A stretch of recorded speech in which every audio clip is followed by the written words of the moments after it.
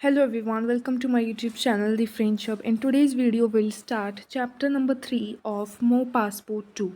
The chapter is C'est lundi, which means it's Monday. So as you all know, after your weekend, after your Sunday, you are not willing to go to school or work. So the text in this is based on this type of thing only. So we'll read it and cover the in-text part of this chapter in this video. So let's get started.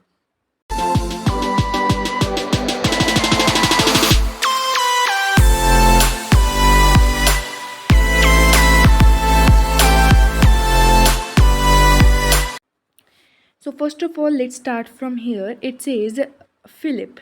So whole this text is based on Philip only. So it says Philip, jeune garçon faible means young weak boy. मतलब थोड़ा सा पतला type of है. Traverse the pas long une rue étroite means is crossing slowly a narrow road. मतलब एक narrow सी road है. He is crossing that road slowly and steadily. Il a l'air fatigué means he seems to be tired. And tiredness का reason क्या है? Because it's Monday. C'est lundi. C'est toujours difficile d'aller à l'école après le weekend. Means it's always difficult to go to the school after weekend. Son visage est sérieux et ses yeux sont clairs means his face is serious and his eyes are clear.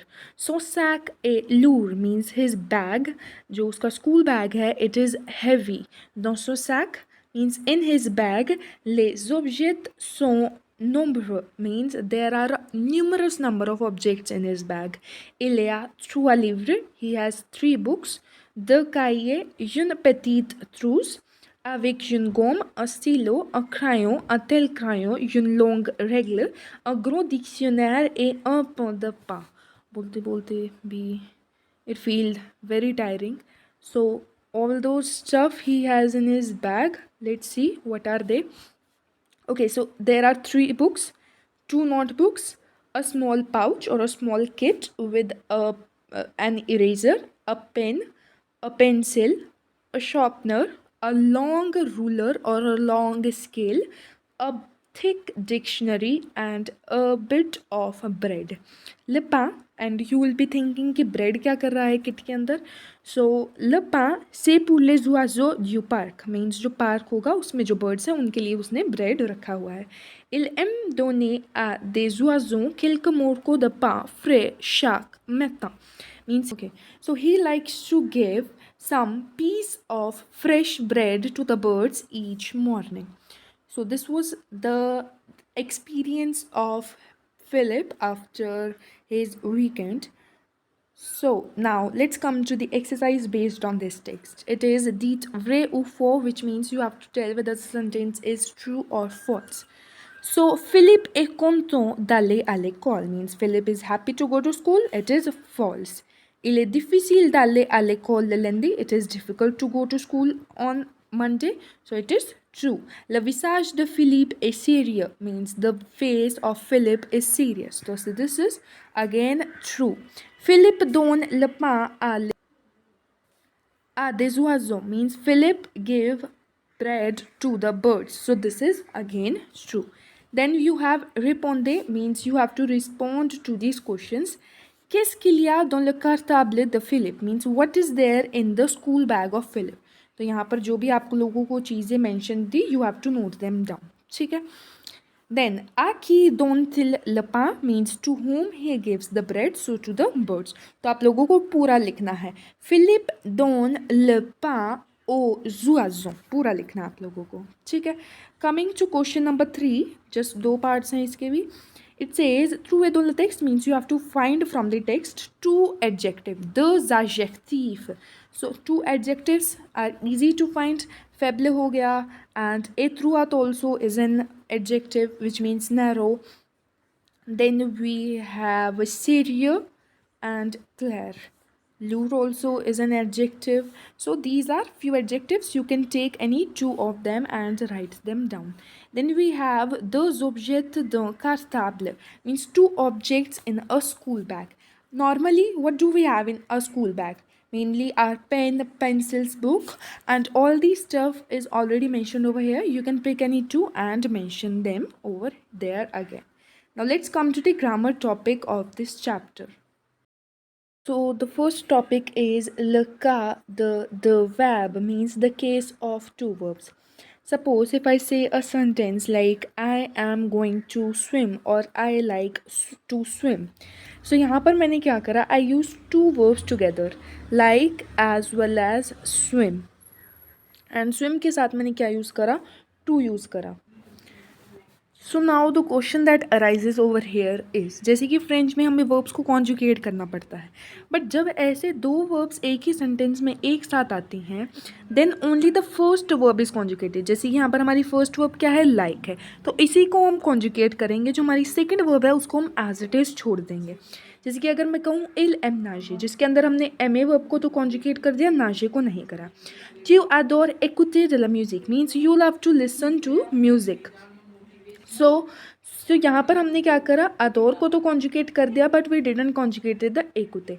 वैसे इल फो एचुदे means it is necessary to study. तो necessary जो है मतलब कि फालुआर verb जो है उसको हमने कॉन्जुगेट कर दिया फो से, बट एचुदिए एज इट इज़ रहने दिया. वैसे ही इल पर शोनते में भी सेम केस है. So this is what we have to do. So now let's come to the second topic. It is femina de is adjective means feminine of adjectives. So as we all know कि जो adjective होता है वो हमारा gender number के according अकोड करा जाता है. जैसा भी हमारा नाउन होगा वैसा ही हमारा adjective कन्वर्ट हो जाएगा. सो हमें masculine तो as it is मिलते हैं. जो हमारे adjective होते हैं उनको feminine में कन्वर्ट करना, masculine plural में कन्वर्ट करना. So all this thing is at our end. So let's see forming the feminine of adjectives. So सबसे पहला जो हमारा कॉमन रूल है, it is you have to add an e. Suppose मेरे पास एक adjective है ग्रो, जैसे कि हेयर हमारा यहीं पर हमारे पास एग्जांपल है. तो ग्रो का अगर मेरे को फेमिनिन में कन्वर्ट करना है तो मैं क्या करूँगी, सिंपली हमारा फर्स्ट रूल क्या होता है, ई लगाने का होता है. ठीक है, तो ये हमारा जनरल रूल होता है कोई भी एडजेक्टिव को हमारा फेमिनिन में कन्वर्ट करने का. बट एक हमारे पास इरेगुलर क्या होता है, मतलब एक्सेप्शनल केस क्या होता है, वो होता है हमारा long. Long means as the word suggest it means long. तो लॉन्ग का जब हमें फेमिनिन करना पड़ता है तब इसके पीछे ई नहीं लगता, सिर्फ यू भी लगता है. तो ये हमारा होता है इसकी फेमिनिन फॉर्म. ठीक है. Now secondly the masculine forms ending in E do not change in the feminine form. जिस मैस्कुलिन एडजेक्टिव के ऑलरेडी एंड में ई है तो उसका फेमिनिन में ई हम ऐड नहीं करेंगे. जैसे कि हमारे पास एग्जांपल है यन. यन का हमारा मीनिंग क्या होता है, यंग. सो यंग जो हमारा है दिस इज मैस्कुलिन. फेमिनिन में भी सेम ही रहेगा क्योंकि इसके पास ऑलरेडी ई है. Then we have adjectives ending in IEN, ON, S or L form feminine by doubling the consonant and adding an E. कोई भी हमारा अगर adjective है जो IEN या फिर ON, S या L से एंड करता हो तब हम क्या करते हैं, हम इस कॉन्सोनेंट को डबल करते हैं एंड फिर ऐड करते हैं ई. वैसे ही एल से अगर एंड करता है तो एक और बार एल लिखते हैं फिर ई ऐड करते हैं. वैसे ही आई ई एन से एंड करता है तो एक और एन लगाकर ई ऐड करते हैं. ओ एन से एंड करता है तो एक और एन लगाकर ई ऐड करते हैं. जैसे कि for example if we have beau means good, ये ओ एन से एंड करता है तो इसका फेमिनिन हमारा क्या होगा, we will double the consonant N and put N E. वैसे you can see all those examples. ये हो गया हमारा third rule. Now coming to the fourth rule. अगर कोई भी हमारा एडजेक्टिव जो एफ से एंड करता है मैस्कुलिन फॉर्म में तो उसका एफ हमारा कट हो जाता है एंड वो हमारा वी ई हो जाता है. ठीक है, तो वी ई हमें पुट करना पड़ता है. जैसे कि एक्टिव विच मीन्स एक्टिव और sportive which means sportive. So F हमने दोनों केस में कट करा एंड वी ई पुट कर दिया. ठीक है. Now coming to the rule number 5 which says adjectives ending in x become se in the feminine form. जो भी adjective है जिसके पीछे x लगता है वो हमारा se बन जाता है feminine form के अंदर. जैसे कि serious which means serious, तो x हमने कट कर दिया, जो हमारा x था उसको हमने कट कर दिया एंड se पुट कर दिया. वैसे ही rule number 6 it says adjective ending in ER से कोई भी अगर हमारा एडजेक्टिव एंड करता है तो उसके फेमिनिन फॉर्म में हमें ये लगा देना होता है, ठीक है।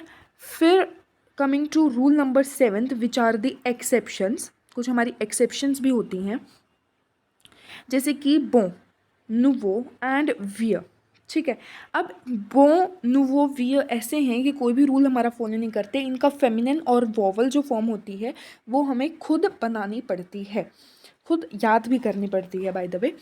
सो बो का हमारा फेमिनिन फॉर्म होगी बेल as it is already mentioned, नुवो की होगी नुवेल एंड वियर की होगी वियल। वैसे ही बो का मैस्कुलिन वोवल फॉर्म होगी बेल, BEL एंड नुओ की होगी नुवेल एंड वियर की होगी vial. Okay, so you can read them out. So plural of adjectives are formed by adding s if it is not already there. So plural अगर form करना है तो simply s add करते हैं। अब देखते हैं how do we form the plural of the nouns, which is the last topic. ये हमारा रूल होता है, सबसे पहला होता है that you have to add an s, तो ये तो आप लोगों को पता ही होगा। Then the noun that ends already, जिनके पास s, x, z होता है वो plural form में change नहीं होंगे, ठीक है। तो ये हमारा second rule. The third rule is noun ending in AIL और AL they will be replaced by AUX, जैसे कि ट्रैवल, सिग्नल, विथरेल, एनिमल, ओपिताल। तो AL है, इनके लास्ट में AL कट हो जाएगा एंड AUX पुट हो जाएगा। Alright, okay. सो एक्सेप्शंस भी हैं हमारे पास यहाँ पर, एल, ईमेल, शांदेल, देतेल, रेल, फेस्टिवल, कार्नावाल, शाकाल, बाल, रेगाल। तो ये हमारी क्या एक्सेप्शंस हैं, इनके अंदर AUX नहीं आएगा, डायरेक्टली S ही पुट होगा। Okay, then the noun ending in EAU, EU और OU they are going to take X at the end, ठीक है। सेम है इसकी तरह, यहाँ पर AL था उसका AUX हुआ है, यहाँ पर EU है उसके पीछे डायरेक्टली X लगाना है। कुछ एक्सेप्शंस है that you can note, okay.